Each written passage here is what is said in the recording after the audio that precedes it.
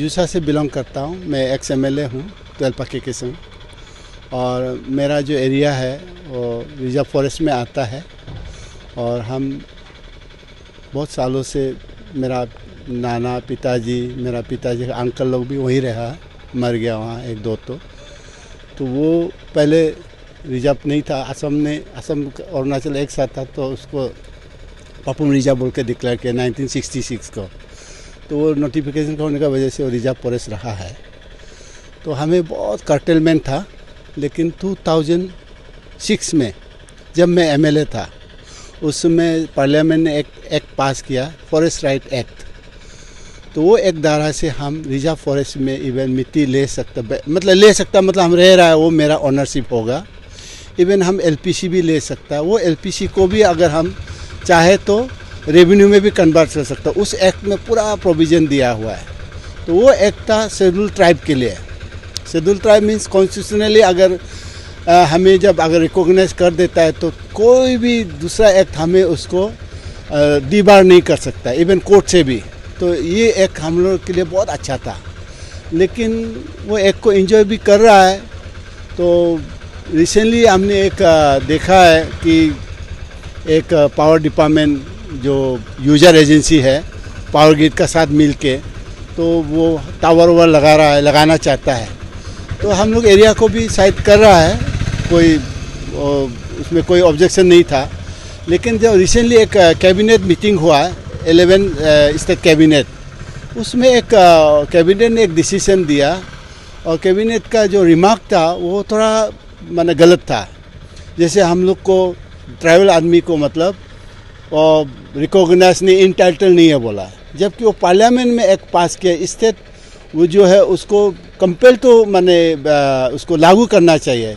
तो लागू करने का बजाय उल्टा हमारा स्टेट जो ट्राइबल स्टेट है, ट्राइबल गवर्नमेंट नहीं है सारा, वो हमें बोलता है आप हक नहीं है, रिकॉग्नाइज नहीं है। इसलिए मैं सीरियसली समझा, और उस समय मैं MLA था, ये जब एक्ट आया, और मैं डिस्ट्रिक्ट में और सब डिवीज़न में मेंबर था। तो ये मुझे पूरा मालूम था ये एक्ट का दायरा है, और एक्ट से क्या हमें ट्राइबल को हक मिलेगा, स्पेशली मेरा एरिया को, तुएलपा के संग को। इसलिए उस दिन जब ये देखा तो मुझे उसमें कंपेंसेशन लेना नहीं देना अलग बात हो गया, लेकिन हमें लैंड का हक नहीं है बोल के, इंटाइटल नहीं है बोल के बोला है, जो वो ट्राइबल फॉरेस्ट राइट एक्ट को वायलेट करता है। इसीलिए हमने आज सोचा कि गवर्नमेंट को प्रेस कॉन्फ्रेंस करके द्वारा अपील करूं।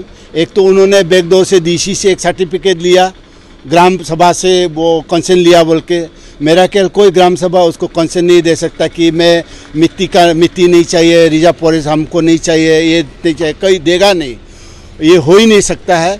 तो ऐसा, लेकिन जब सर्टिफिकेट आने का, वो सर्टिफिकेट को यूज़ करके उन लोगों ने क्या किया, फॉरेस्ट ने उधर में अराउंड 75 करोड़ जैसा ले लिया।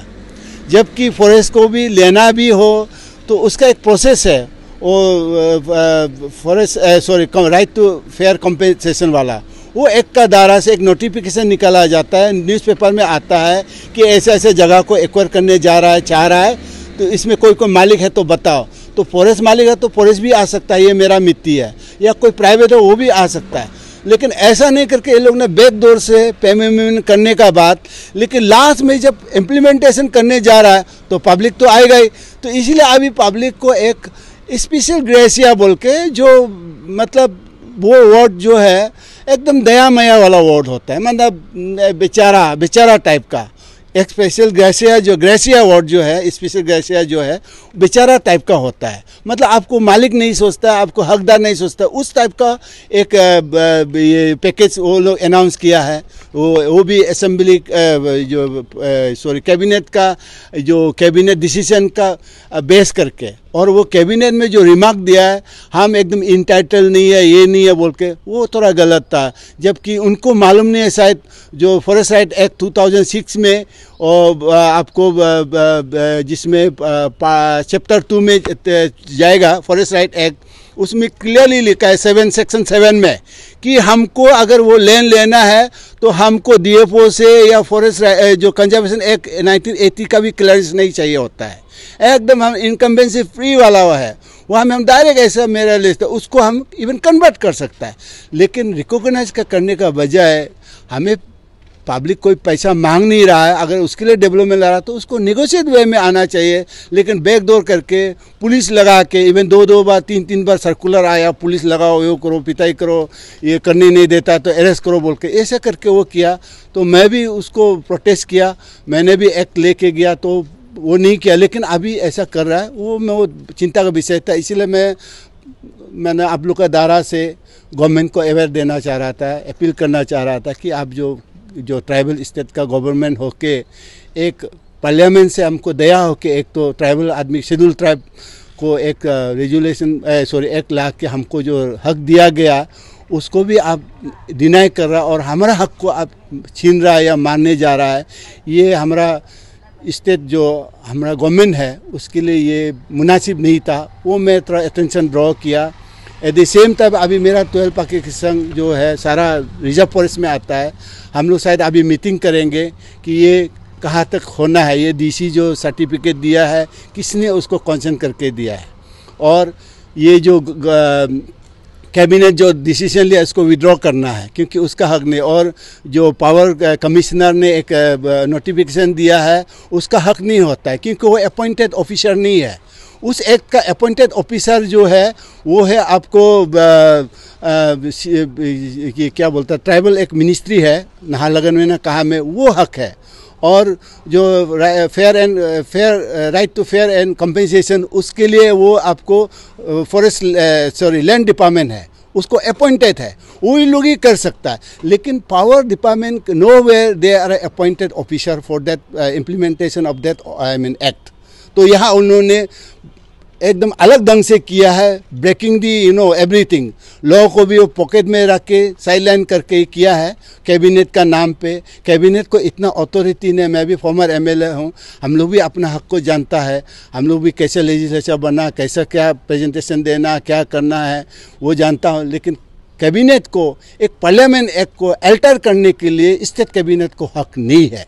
तो इसीलिए वो विड्रॉ करना चाहिए, अदरवाइज कल कोई लीगल में भी जा सकता है और किरकिरा होगा स्टेट के लिए। एकदम मतलब वो किसी एक्सपर्ट से भी कंसल्ट कर ले कि तेची है मुझे फॉर्मर एमएलए बोल रहा है सही है ना गलत है। अगर कोई ये एक्ट जो कैबिनेट को अगर कोई चैलेंज करेगा ना, क्योंकि ये शेड्यूल ट्राइब का एक्ट था, उसको अब अल्टर नहीं कर सकता है। Parliament can do that through amendment, वो भी अमेंडमेंट करना पड़ेगा, पार्लियामेंट में फिर पास करना पड़ेगा अगर ऐसा करना भी है तो। स्टेट का तो अथॉरिटी ही नहीं है, लेकिन यहाँ किया गया, वो अनफॉर्चुनेट है। सर जैसे कि आप बोला कि ये लॉ ब्रेकिंग है, तो क्या आप इसको पुलिस डिपार्टमेंट में नहीं ये पुलिस लिस्ट में तो वो अलग बात है, वो क्रिमिनल में आता है। ये क्रिमिनल नहीं है, ये थोड़ा सा फेवरिज्म टाइप का है या इग्नोरेंस टाइप का है।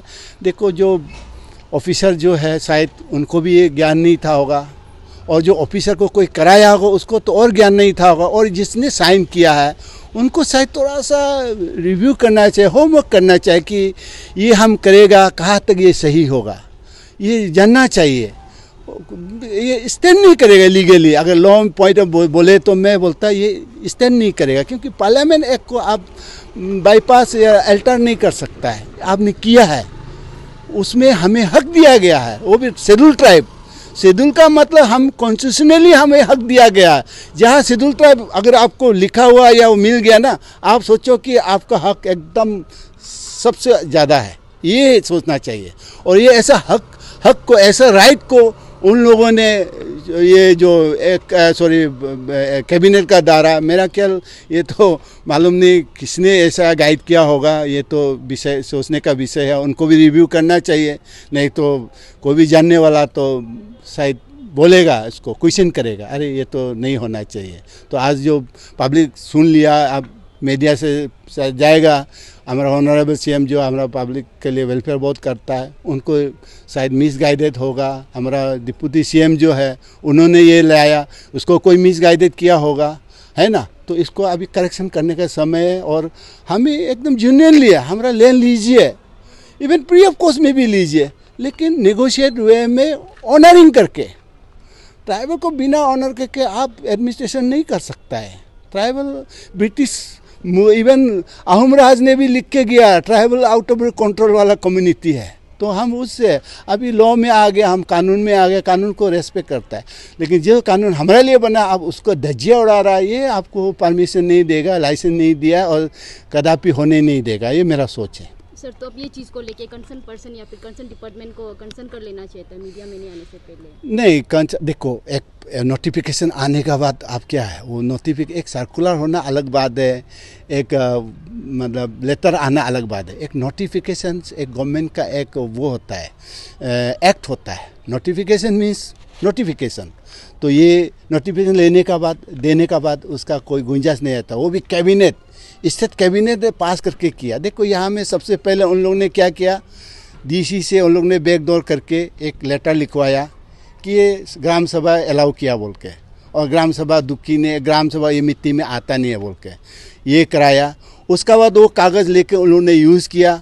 फिर उन लोगों ने क्या किया, कैबिनेट को यूज़ किया। अभी किसने सजेशन दिया कि कैबिनेट को पार्लियामेंट एक्ट को पास किया धारा, वो भी शेड्यूल ट्राइब का एक्ट को पास किया धारा पास किया हुआ को ये कैबिनेट स्टेट कैबिनेट उसको अल्टर कर सकता, मतलब कोई किसने ये आइडिया दिया होगा, वो अभी खुद को रिव्यू करना चाहिए, मेरा ये सोच है। और केस क्या करना है, ये तो हमारा हक तो कोई छीन नहीं सकता है। ज़्यादा से ज़्यादा अगर कल वो करेगा हम स्टे लेगा, इतने कि हम लोग डेवलपमेंट हैम्पर नहीं करना चाहता कदापि, क्योंकि लाइफ तो सबका ज़रूरी है। और ये लेकिन ये बैकडोर से करके पैसा गया है, 75 करोड़ तो पेमेंट हुआ है। ये 75 करोड़ कैसे दिया आप बिना एक्वायर करके, बिना पब्लिक इसमें नहीं ला के, ये बड़ा बात है। तो अभी वो डीसी का लेटर कोई दिखाएगा, अरे डीसी ने तो लिख दिया कि आपका ग्राम सभा पूरा एक्सेप्ट किया बोल के। अभी ये विषय है, तो इसीलिए अभी देखो अभी इन्वेस्टिगेशन का विषय होगा। हमारा पब्लिक में भी इसको डेफिनेटली क्रॉस क्वेश्चन होगा एक दूसरा को।